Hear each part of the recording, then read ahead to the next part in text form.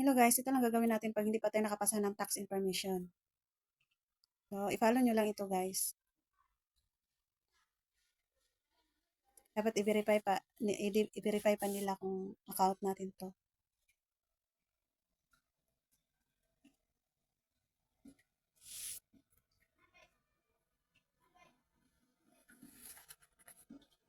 So, andito na tayo guys. So, i-click natin itong individual. At pagkatapos, i-click natin itong no dahil hindi tayo taga United States.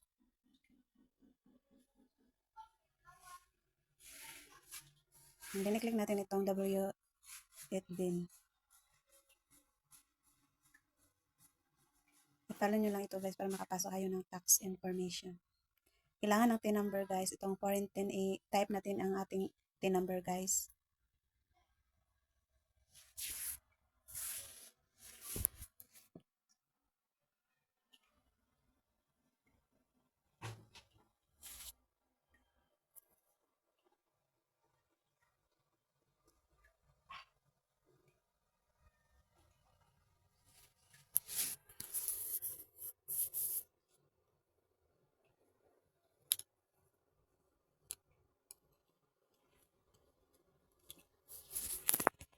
Hanapin natin ang ating lugar, Philippines. So, click lang natin itong permanent residence. I-check lang natin guys. Yan. So, type lang natin ang ating address. Importante yan guys. So, ang mailing address, check natin. Then next, i-click natin ang next. Maraming i-check guys. So, i-click natin ang yes, I am eligible. So, nireview ko pa guys, ang tama lahat. O, yan guys, i-check din. I-check yung yes, I am eligible for RGS withholding rate. Then, hanapin naman natin ang ating lugar, which is Philippines. Nasa na yung Philippines?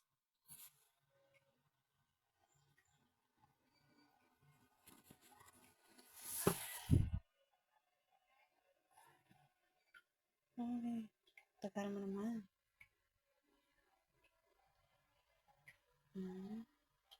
I-check pa yung residence.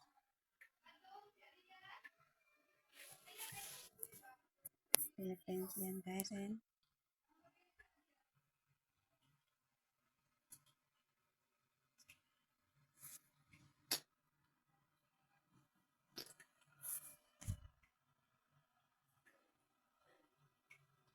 i-check yung other copyright royalties. And then, i-click lang yan guys.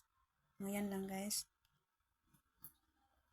Option na yan guys. At i-click mo na lang. Then, i-check natin yung as a tax residence.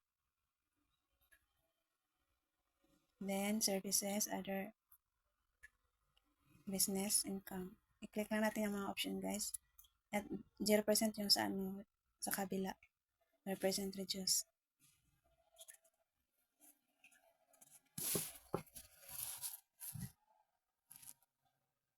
Ipalo nyo lang guys lahat ng chinik ko. Dito guys, no. I certify, check natin. The service provided to people will be performed. Then, pagkatapos,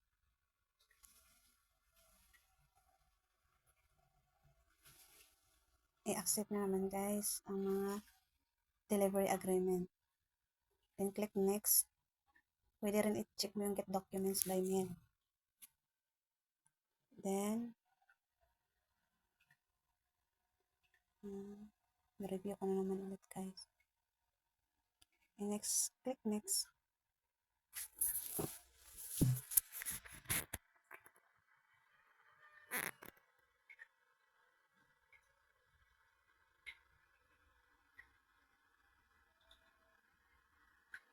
Nireview ko pa guys bago ko i-next kung tama ba lahat ng ginawa ko.